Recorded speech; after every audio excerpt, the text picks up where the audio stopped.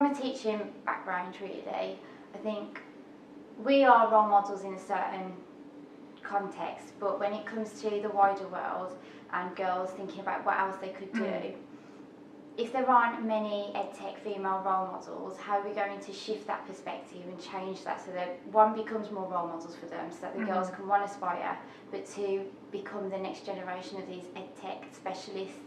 Yeah. I hope that makes sense. Yeah, no, it does. I think it's a very important question. I think there are different great initiatives happening at the moment to try and get more women into the tech industry generally, but also in EdTech.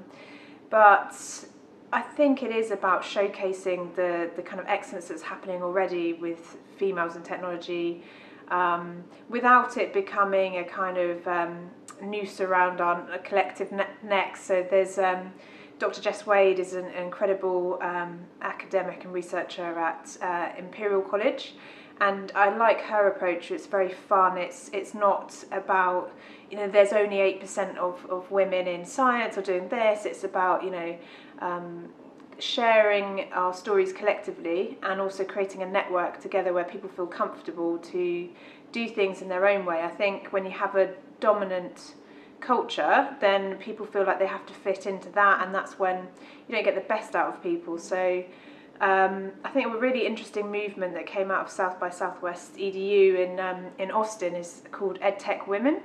It's a grassroots movement which now they've given Creative Commons to their assets so that people can start up chapters all around the world. So there's one in Tokyo.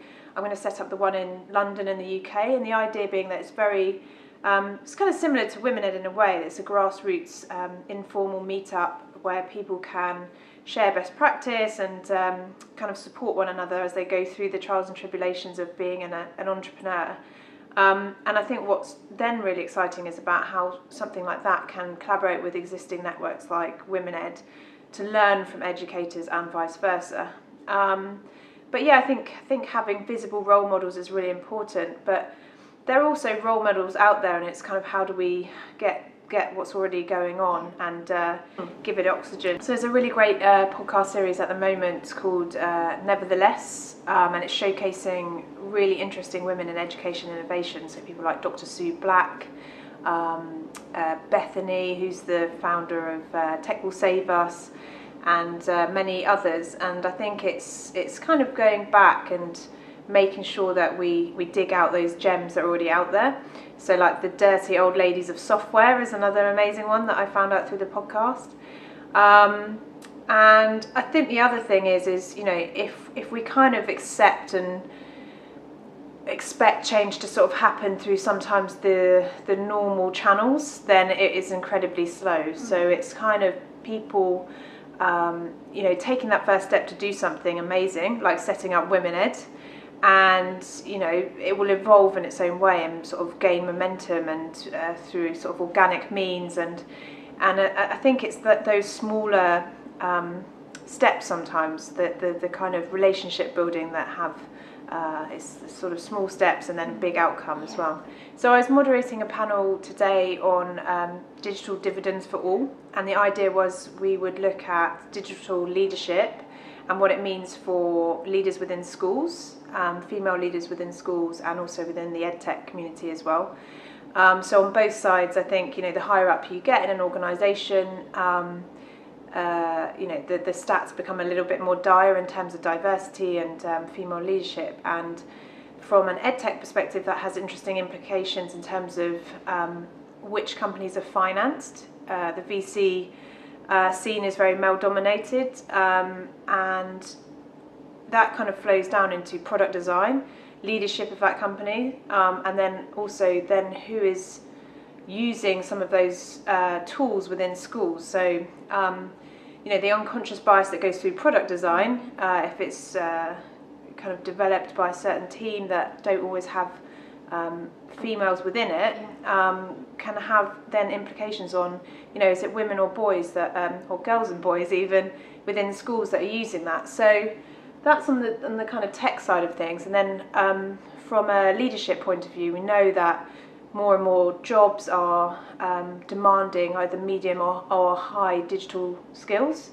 and there are less jobs that are low digitally skilled. So from a leadership point of view, having those digital skills is really important. And at the moment, the status quo is still that women don't feel confident, perhaps that's for them. So it's how do you tool up female leaders to feel really empowered to get those skills. So how do they access them, and then really use them to enhance their career and create change that is positive for learners.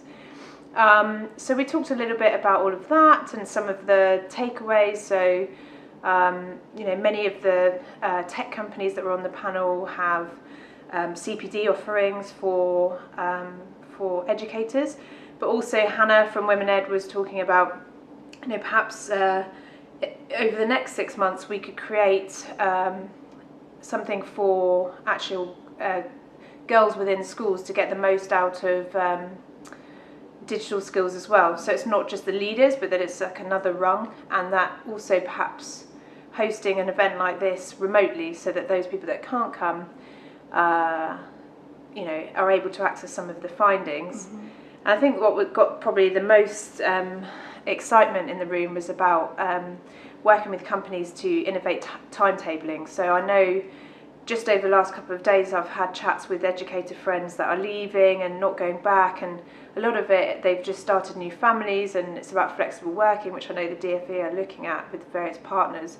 But if you can reconsider and evaluate what a timetable might look like, and if that's drawn up by different players, some of which who are females, then and males, if you've got a new family, you don't want to spend all your time away from them. So how do you kind of use technology to enable flexible working, which we're seeing disrupt every other sector? So it's kind of unlikely that it won't also have some kind of impact on education as well, but hopefully for the positive, for people that work within the sector, learners, etc. Definitely, and I think it's also making sure that I think it's interesting doing something like this remotely, because it's definitely proving what EdTech can actually do for you, isn't it? Yeah. And enabling you. It's a real balance, because it's fantastic to do things remotely, but I think people get a warmth from a human exchange, and then knowing what the person looks like and feeling, once you've met someone, feeling that you can connect with them again is really interesting. So it's kind of a bit of both. Balance, yeah.